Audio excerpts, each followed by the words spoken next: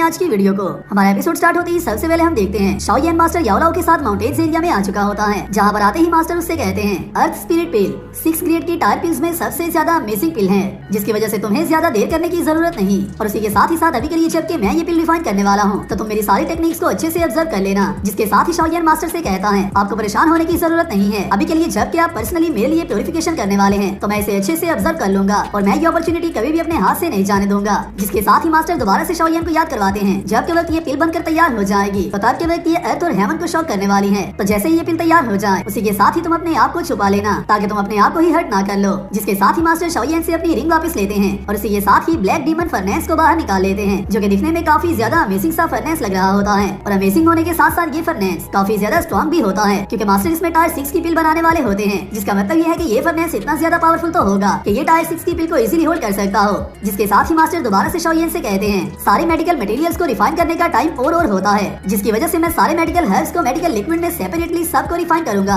और उसके बाद मैं एट द लास्ट सबको मिक्स करने के बाद इनके कॉम्पैक्ट को जोड़ दूंगा। और मेरे पिल रिफाइन करते हुए किसी भी और चीज पर ध्यान मत देना। जिसके साथ ही मास्टर याओ लाओ पिल बनाना स्टार्ट कर देते हैं और इसी के साथ ही अपनी बोन चिलिंग फ्लेम का यूज करते हुए ब्लैक डीमन फर्नेस में अपनी फ्लेम को पुट करने लगते हैं और इसी के साथ ही एक एक करते हुए सारे मेडिकल हर्ब्स को उसमें डालना स्टार्ट कर देते हैं। जिसके साथ ही जैसे ही सबसे पहला हर्ब इसमें जाता है तो वो मेडिकल हर्ब अपनी बॉडी से अलग होने के बाद एनर्जी में कन्वर्ट होना स्टार्ट हो जाता है, ताकि वो सब एनर्जी पिल बनाने के काम आ सके। जिसके साथ ही शाओलियन ये देखते ही कहता है मास्टर ने अपनी फायर को अपने लोएस्ट पॉइंट पर रखा है और मास्टर ने इस फर्नेस का टेम्परेचर भी काफी ज्यादा सप्रेस कर रखा हुआ है, क्योंकि ये सब करने की वजह से ही कोई भी अपनी पिल को बिना फर्नेस को डैमेज किए रिफाइन कर सकता है और सारे मेडिकल मटेरियल्स भी बहुत ही इजीली रिफाइन हो जाते हैं। मास्टर का कंट्रोल सच में काफी ज्यादा अच्छा है। जिसके साथ ही हम देखते हैं मास्टर याओ लाओ जैसे ही पहले हर्ब को कम्प्लीटली रिफाइन कर लेते हैं तो वह हर्ब रिफाइन होने के बाद ऑटोमेटिकली काफी ज्यादा पीसेज में कन्वर्ट हो जाता है और ब्लैक डीमन फर्नेस में ही घूमने लगता है। जिसे देखते ही शाओलियन कहता है मैंने इस बात के बारे में नहीं था सोचा कि 6 ग्रेड की टायर पिल्स को रिफाइन करने के लिए जो मेडिकल मटेरियल्स यूज होते हैं वो काउंटर अटैक करने के इफेक्ट भी रखते हैं, मगर जैसे ही ये मेडिकल मटेरियल फर्नेस में इधर उधर घूमना स्टार्ट कर देता है तो मास्टर दोबारा से अपनी पावर का यूज करते हुए इसके एक एक पीस को जमा करने लगते हैं और सारे पीसेस को दोबारा से कंट्रोल कर लेते हैं और सब को कंट्रोल करने के बाद दोबारा से जोड़कर एक बना देते हैं। जिसके साथ ही मास्टर शाओलियन से कहते हैं नेक्स्ट स्टेप काफी ज्यादा इंपॉर्टेंट होने वाला है, जो कि प्यूरिफिकेशन होगा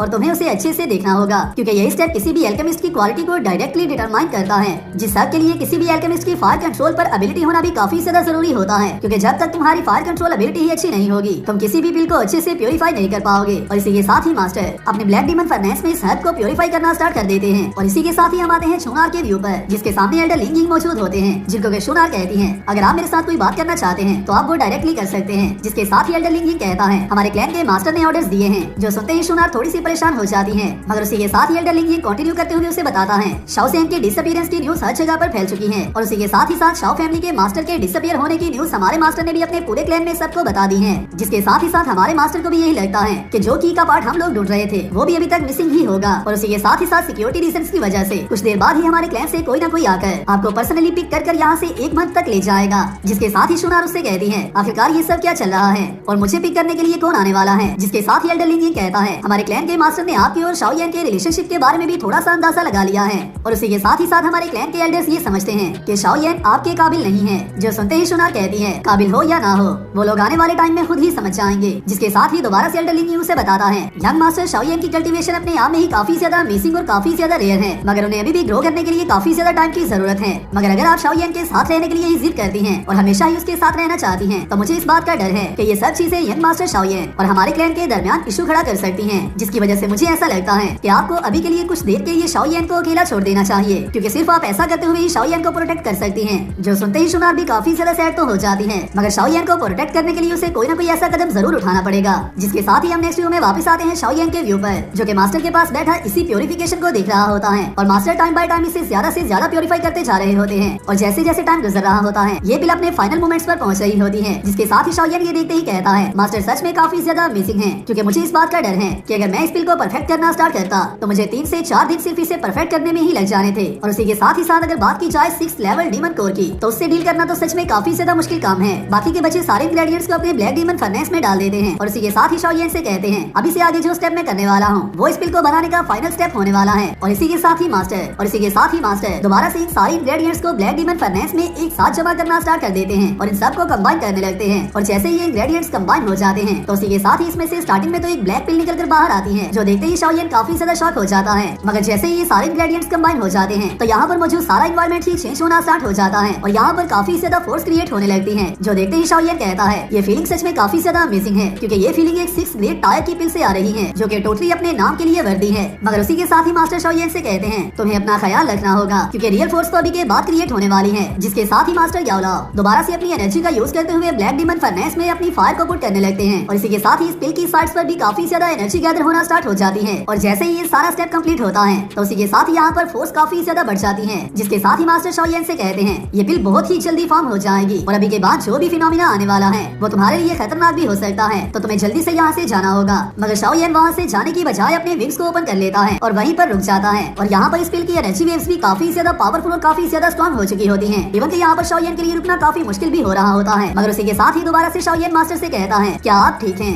जिसके साथ ही मास्टर जैसे ही अपने सबसे लास्ट और सबसे फाइनल मूवमेंट का यूज करते हैं, जो कि पिल फॉर्मेशन होता है, तो उसी के साथ ही यहाँ पर काफी ज्यादा एनर्जी मूव करने लगती है और ये एनर्जी सीधा जाकर स्काई से टकरा जाती है, जो सब देखते हुए शाओयन काफी ज्यादा शॉक हो जाता है और उसी के साथ ही कहता है क्या ये हेवन और अर्थ का फिनोमिनन है जिसके बारे में टीचर ने मुझे बताया था। बस अभी के लिए मैं इसी बात की होप करता हूँ कि हम लोग ये सब करते हुए इनर कोर्टयार्ड एकेडमी के लोगों की अटेंशन हासिल न कर लें, क्योंकि अगर ऐसा हो गया और वो लोग यहाँ पर आ गए तो ये बात हमारे लिए इशू भी क्रिएट कर सकती है। मगर उसी के साथ ही हम देखते हैं इनर एकेडमी कोर्टयार्ड के ग्रेट एल्डर को, जो कि एक और एल्डर के साथ बैठकर टाइम पास के लिए गेम खेल रहा होता है। जिसके साथ ही ग्रेट एल्डर लियू से कहता है क्या ब्लैक हॉर्न डोमेन के लोगों ने दोबारा से कुछ ऐसा वैसा करने की कोशिश की है? क्या वो लोग दोबारा से कोई चाल तो नहीं चल रहे? जिसके साथ ही एल्डर लियू से कहता है क्या great Elder black horn domain के मेडिसिन एम्परर हान फेंग के लिए परेशान हो रहे हैं? जिस पर ग्रेट एल्डर उसे बताता है हाँ मैं उसी के लिए परेशान हो रहा हूँ, क्योंकि हान फेंग कोई भी ऑर्डिनरी डू होंग प्रैक्टिशनर नहीं है, वो एक प्रैक्टिशनर होने के साथ साथ 6 ग्रेड का एल्केमिस्ट भी है और उसी के साथ ही साथ उसकी हेवनली फायर के साथ भी मैच करना किसी के बस की बात भी नहीं है, क्योंकि उसकी हेवनली फायर भी काफी ज्यादा अमेजिंग है। मगर उसी के साथ ही ग्रेट एल्डर को गेम के दौरान ही कुछ ऐसी फीलिंग आती है जिसकी वजह से ग्रेट एल्डर गेम यहीं पर छोड़कर जल्दी से यहाँ से चला जाता है और ये फीलिंग अर्थ पिल की होती है।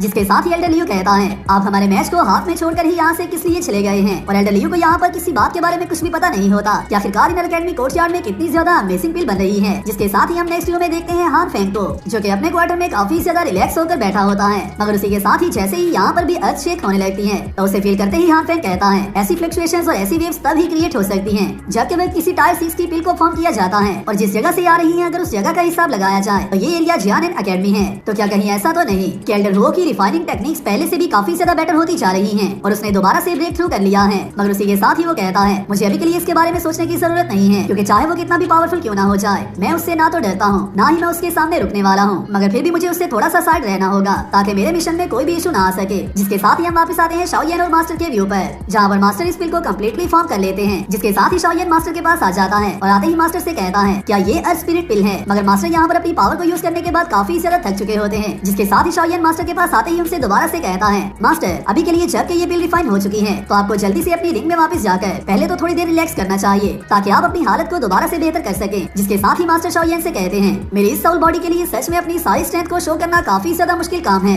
क्योंकि अभी से पहले जब भी मैं ग्रेड 6 की पिल्स को बनाया करता था तो तब के वक्त ना तो मुझे इतना टाइम लगता था और ना ही मेरी इतनी ज्यादा पावर यूज होती थी। जिसके साथ ही शाओयन दोबारा से मास्टर से कहता है आपको परेशान होने की जरूरत नहीं है, मैं जितना जल्दी हो सके उतना जल्दी दोबारा से आपके लिए बॉडी रिफाइन करूंगा। जो सुनते ही मास्टर दोबारा से काफी ज्यादा खुश हो जाते हैं और उसी के साथ ही शाओयन को वो पिल देते हुए कहते हैं जल्दी से इसे छुपा लो। मगर जैसे ही शाओयन उस पिल को पकड़ने लगता है तो वो पिल शाओयन को अवॉइड करना स्टार्ट कर देती है और जाकर मास्टर की साइड्स पर घूमने लगती है, जिसे देखते ही शाओयन दोबारा से उसे कैप्चर करने की कोशिश करता है और उसी के साथ ही मास्टर से कहता है क्या कहीं ऐसा तो नहीं कि 6 ग्रेड की पिल्स के पास अपना स्पिरिचुअल कॉन्शियसनेस होता है, क्योंकि इस पिल को इस बात का भी पता है कि इसे मुझे कैसे अवॉइड करना है और मेरे से दूर किस तरह से जाना है। जिसके साथ ही मास्टर उससे कहते हैं इनके पास टोटली अपना स्पिरिचुअल कॉन्शियसनेस तो नहीं होता, मगर इनके पास कुछ हद तक स्पिरिचुअल कॉन्शियसनेस होता है जो कि सारी टायर 6 की पिल्स में होता है, मगर वो कॉन्शियसनेस इतना ज्यादा स्ट्रॉन्ग नहीं होता। मगर फिर भी इस अर्थ स्पिरिट पिल को बनाने के लिए मैंने अपनी बोन चिलिंग फ्लेम का यूज किया है, जिसकी वजह से इसका स्पिरिचुअल कॉन्शियसनेस बाकी की सारी टायर 6 की पिल्स से काफी ज्यादा स्ट्रॉन्ग है। और इसी के साथ ही मास्टर इस पिल को बॉक्स होल्डर में डालकर शाओयन को दे देते हैं, जिसके साथ ही शाओयन उसे हर्ट कर लेता है और इसी के साथ ही मास्टर से कहता है मुझे ऐसा नहीं था लगा